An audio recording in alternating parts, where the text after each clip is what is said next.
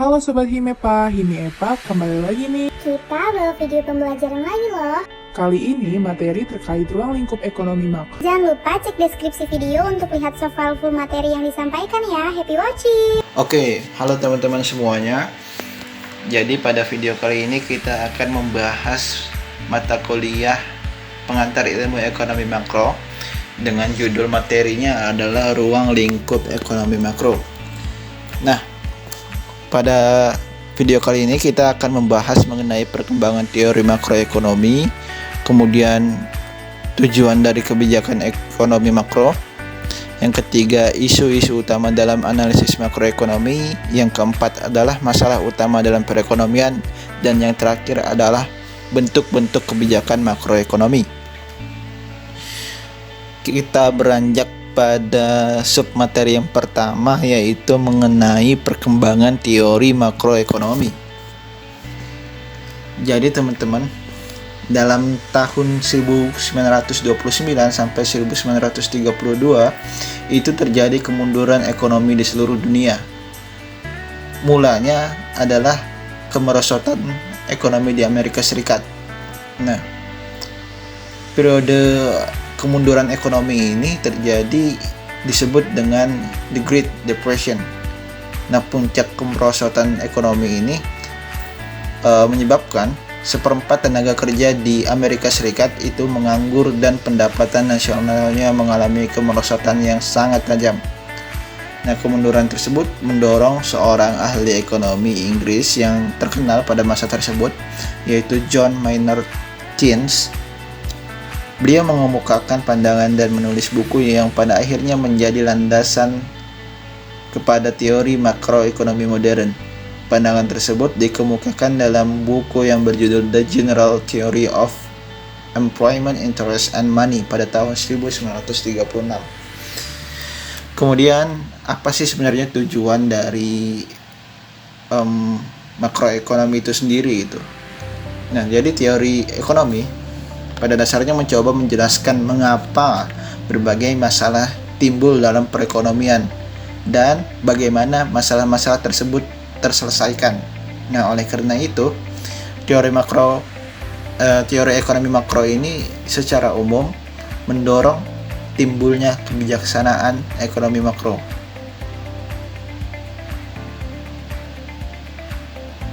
Nah, menurut Parmako dan Sofilda pada tahun 2016 terdapat beberapa tujuan utama setiap perekonomian, yaitu meliputi 4 hal.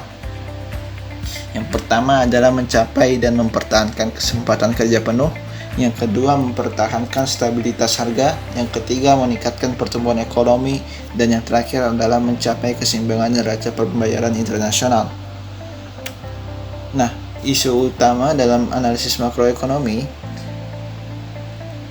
di mana analisis mengenai penentuan tingkat kegiatan yang akan dicapai suatu perekonomian itu merupakan bagian terpenting dari analisis makroekonomi. Analisis tersebut menunjukkan bagaimana pengeluaran agregat atau permintaan agregat dan penawaran agregat akan menentukan tingkat kegiatan suatu perekonomian dalam satu periode tertentu dan pendapatan nasional atau produksi nasional yang tercipta. Dalam suatu perekonomian modern, komponen dari pengeluaran agregat ini dibedakan menjadi 4. Yang pertama adalah pengeluaran konsumsi rumah tangga, investasi perusahaan. Yang ketiga adalah pengeluaran konsumsi dan investasi pemerintah, dan yang keempat adalah net ekspor atau pembelian barang dalam negeri oleh penduduk negara lain. Kemudian yang keempat adalah masalah utama dalam perekonomian.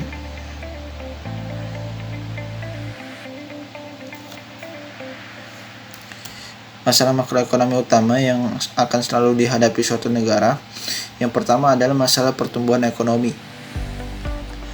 di mana pertumbuhan ekonomi ini dapat didefinisikan sebagai perkembangan kegiatan dalam perekonomian yang menyebabkan barang dan jasa yang diproduksi dalam masyarakat bertambah. Masalah pertumbuhan ekonomi dapat dipandang sebagai masalah makroekonomi dalam jangka panjang. Dari satu periode ke periode lainnya, kemampuan suatu negara untuk menghasilkan barang dan jasa akan mengalami peningkatan. Kemampuan yang meningkat Ini disebabkan karena faktor produksi akan selalu mengalami pertambahan dalam jumlah kualitasnya. Termasuk investasi akan menambah jumlah barang modal.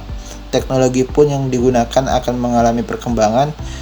Di samping itu, tenaga kerja bertambah akibat perkembangan penduduk dan pengalaman kerja dan pendidikan menambah keterampilan. Ini hal-hal tersebutlah yang didefinisikan sebagai pertumbuhan ekonomi. Kemudian yang kedua adalah masalah ketidakstabilan kegiatan ekonomi. Ketidakstabilan ekonomi ini merupakan suatu perekonomian yang mengalami gejolak perubahan harga barang. Apabila harga barang tidak stabil, maka akan mengganggu jalannya kegiatan perekonomian, baik itu pengusaha, produsen maupun konsumen itu sendiri. Nah, apabila terjadi kenaikan harga yang terus-menerus, tentu para pelaku ekonomi tersebut akan ada yang mendapatkan keuntungan, namun ada juga yang dirugikan. Namun secara umum, kenaikan harga yang terjadi secara terus-menerus justru akan menghancurkan suatu perekonomian suatu negara, di mana barang dan jasa yang tersedia akan menjadi semakin sedikit. Kemudian yang ketiga, permasalahan yang ketiga adalah masalah pengangguran. Pengangguran itu diartikan sebagai suatu keadaan di mana seseorang yang tergolong dalam angkatan kerja ingin mendapatkan pekerjaan tetapi belum dapat memperolehnya. Nah, maka seseorang yang tidak ingin bekerja tetapi tidak secara aktif mencari pekerjaan, maka tidak tergolong sebagai pengangguran. Nah, sebab berlakunya pengangguran, faktor utamanya adalah kekurangan pengeluaran agregat. Jadi, para pengusaha memproduksi barang dan jasa dengan maksud untuk mencari keuntungan. Nah, keuntungan tersebut hanya dapat diperoleh apabila para pengusaha dapat menjual barang yang mereka produksi. Semakin besar permintaan, semakin banyak jasa dan barang yang akan mereka wujudkan. Nah, kenaikan produksi yang dilakukan akan menambah penggunaan tenaga kerja. Dengan demikian, terdapat hubungan yang erat antara tingkat pendapatan nasional yang dicapai dengan penggunaan tenaga kerja yang dilakukan. Sehingga semakin tinggi pendapatan nasional, maka semakin banyak pula penggunaan tenaga kerja dalam perekonomian. Nah, salah satu faktor penting yang menentukan kemakmuran suatu masyarakat adalah tingkat pendapatan. Pendapatan masyarakat mencapai maksimum apabila tingkat penggunaan tenaga kerja penuh dapat diwujudkan. Pengangguran mengurangi pendapatan masyarakat dan ini mengurangi tingkat kemakmuran yang mereka capai. Apabila keadaan pengangguran di suatu negara adalah sangat buruk, maka kekacauan politik dan sosial selalu berlaku dan menimbulkan efek yang buruk kepada kesejahteraan masyarakat dan prospek pembangunan ekonomi dalam jangka panjang. Kemudian kita beranjak pada masalah yang selanjutnya adalah masalah kenaikan harga atau inflasi.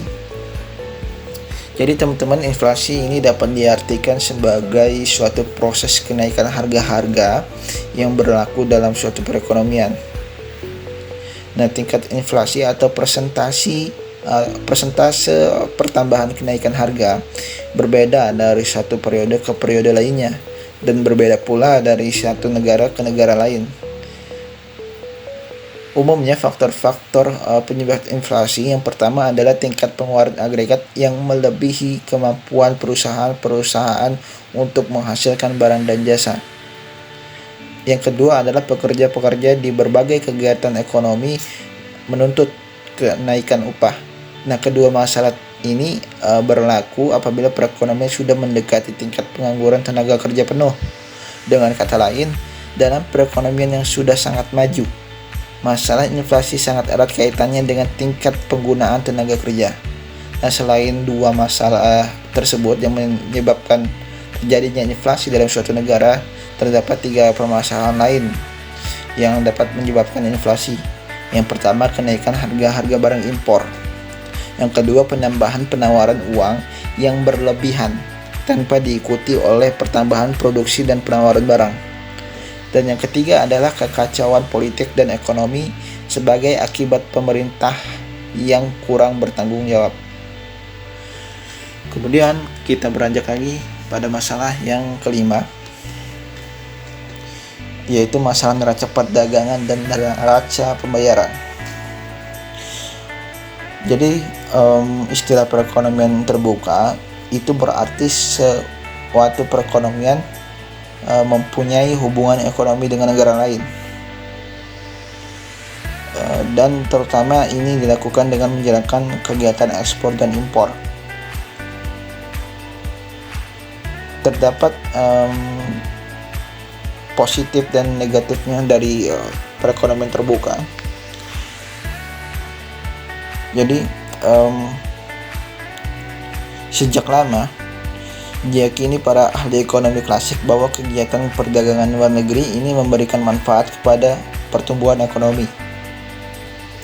Ekspor, misalnya, akan mampu memperluas pasar barang buatan dalam negeri dan memungkinkan perusahaan dan industri dalam negeri untuk mengembangkan kegiatannya dalam membuat karya bangsa diketahui oleh pasar luar negeri. Impor juga memberikan manfaat terhadap perekonomian, di mana industri dapat mengimpor mesin atau bahan mentah yang tidak dimiliki di dalam negeri yang mampu untuk mendorong peningkatan hasil produksi sehingga meningkatkan daya saing perusahaan tersebut dalam pasar. Namun memang kegiatan perekonomian terbuka ini ada kerugiannya bagi negara. Misalnya saja impor yang meningkat dan berlebihan ini akan mengganggu kegiatan ekonomi dalam negeri. Pengangguran akan meningkat dan modal dalam negeri akan banyak mengalir ke luar negeri. Hal ini akan menyebabkan menurunnya nilai mata uang domestik. Kemudian kita akan coba membahas mengenai efek dari defisit dalam neraca pembayaran, yang mana ini merupakan salah satu permasalahan besar dalam perekonomian suatu negara. Jadi neraca pembayaran adalah suatu ringkasan pembukuan yang menunjukkan aliran pembayaran yang dilakukan dari negara-negara lain ke dalam negeri dan dari dalam negeri ke negara-negara lain dalam satu tahun tertentu. Pembayaran-pembayaran yang dilakukan itu meliputi penerimaan dari ekspor dan pembayaran untuk impor barang dan jasa. Yang kedua, aliran masuk penanaman modal asing dan pembayaran penanaman modal ke luar negeri. Yang ketiga adalah aliran keluar dan aliran masuk modal jangka pendek seperti mendepositkan uang di luar negeri. Nah, ada dua neraca penting dalam suatu neraca pembayaran. Ada neraca perdagangan dan neraca keseluruhan. Kalau neraca perdagangan ini menunjukkan perimbangan di antara ekspor dan impor.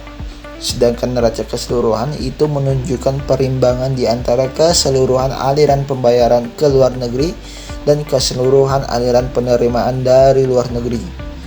Maka defisit yang disebut defisit neraca pembayaran itu berarti pembayaran ke luar negeri melebihi penerimaan dari luar negeri.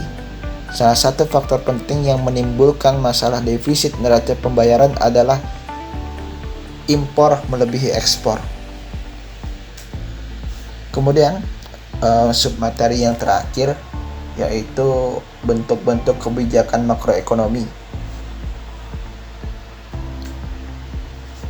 Nah, dalam menyelesaikan permasalahan yang ada seperti yang sudah kita bahas sebelumnya, maka pemerintah itu memiliki langkah-langkah untuk mengatasi permasalahan tersebut dengan menggunakan beberapa kebijakan. Yang pertama adalah kebijakan fiskal.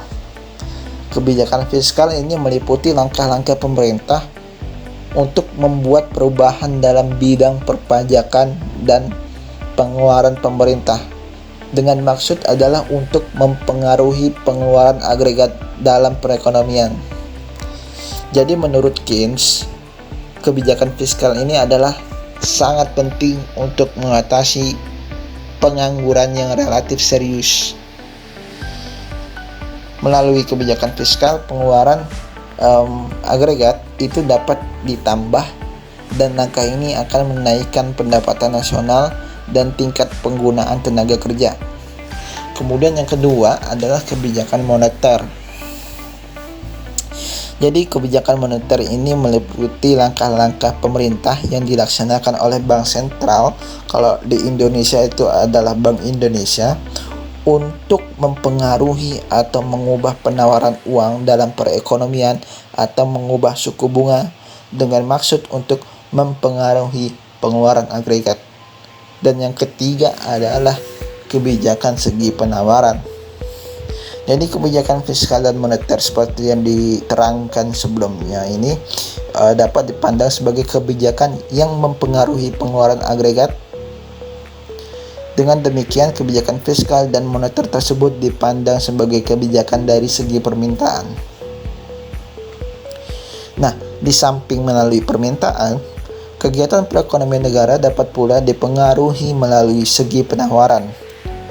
Nah, kebijakan segi penawaran ini bertujuan untuk mempertinggi efisiensi kegiatan perusahaan sehingga dapat menawarkan barang-barangnya dengan harga yang lebih murah atau dengan mutu yang lebih baik.